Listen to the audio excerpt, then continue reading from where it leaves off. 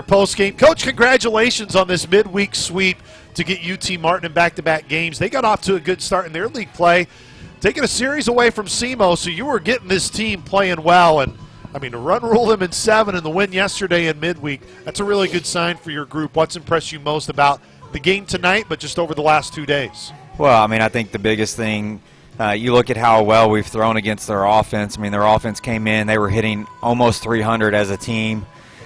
Played some good teams, so it's not like they were just hitting off of weak competition. Just came off of a series victory against SEMO, which we know SEMO is a good team. And then our arms, everybody that touched the mound over the last 2 days threw extremely well.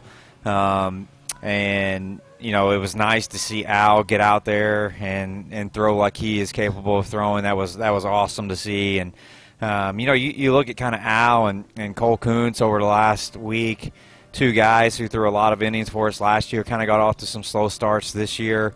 Being able to throw, them back into the mix and just, again, a testament to guys who continue to work hard in practice, even though they're not getting their opportunities in games, which is sometimes tough. And, those guys, they showed up and they're going to get more opportunities, and it's just awesome to see them, continue to get after it like that. For tonight, Al, he entered tonight, I believe, with 5 strikeouts. He gets 8 in this game, and as you said, he has pitched at such a high level for you during his time here. Still remember last year against Murray State, how well he pitched that day, and then unfortunately got hurt and had to miss virtually the next month.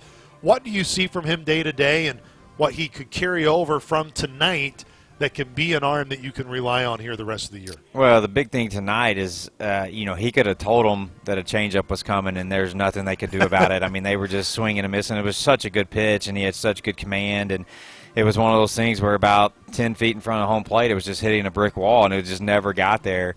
And it was just such a good pitch for him, and nice to see Irv also come in there. That's the Irv that we know can come in and get some big outs for us and big strikeouts and things like that. And so, again, nice. And then also, kind of wrapping it up with, the big punch with the offense on the grand slam and the Shark home run. Again, I know we've talked about it before, but creating a lot of that traffic, and then really 1 through 9, we feel like one of those guys is going to make a swing and put some runs on the board. How did it feel, Coach Rhodes, that a big reason why you can run rule this team tonight is you go back to that 5th inning. Of course, you have the consecutive hit-by pitches when there were 2 outs in the inning. Holder, of course, gets the grand slam. But then you have in the 6th, you do have 3 consecutive walks. 2 of them ultimately come in.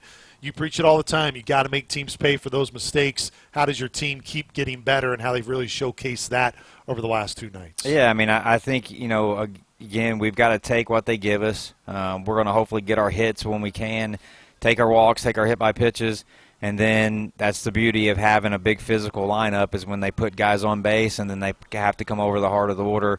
We've got some guys there that with one swing of the bat can shoot one in the gap, can hit one over the fence, and put a lot of runs on the board with one swing. Look, this season, you're still in the month of March, and you have 2 whole months ahead of you, and you hope you have 3 whole months ahead of you with how this season can go.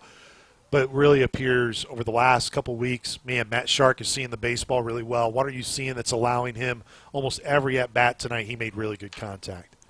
I just think that he is – you see those 5th-year seniors all the time that are just like – they feel like you're almost like a level ahead of your competition because they've just been around the game so long. They've been they've seen college pitching for so many at-bats, and I think he's just at a good point right now where he's seen teams pitch him with all sliders. He's seen pitchers try to bust him with fastballs. And I think now there's nothing that he hasn't seen up to this point. He's a very confident player now.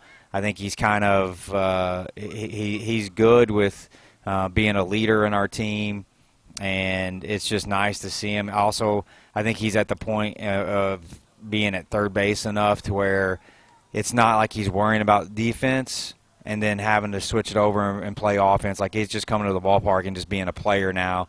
Because he's gotten third base down where he's comfortable over there, and it's nice to see him, man. Him at the top of the order doing what he's doing is really nice for our offense. And for Tanner Gertis to enter in the spot where you have a chance to end it in 6.5 innings in the top of the 7th, those are big innings that you saved before you get to the weekend. And I know it's a 10-0 game, but you really kind of have to look at that situation for Tanner as like, hey, you're in the top of the ninth of a conference tournament game. We can't get a run in here. You got to pitch, give us a goose egg for him to go into that spot. Most people think, 10-0, that's not a tough spot to enter. But for him to go into that and make sure you get that win to save those innings, because that's a really big deal. Yeah, no, it's huge not only for saving innings on our pitching staff for this coming weekend, but also we just needed to get our position players, we needed to get their legs off the field.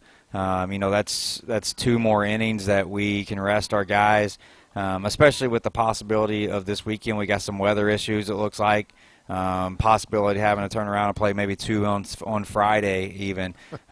So to be able to get our guys and rest their legs a little bit tonight, that's big. I know you guys are leaving tomorrow, but we got our show tomorrow, so I'll let you go. But the last thing is this the best defensive alignment for the Salukis tonight that's out there on the field right now? Is that? Yeah. I like it. I'm a little biased with 2 of mine out there, but yeah. It's pretty good. Coach, congratulations. I'll catch up with you tomorrow. Thank you. Once again, that was head coach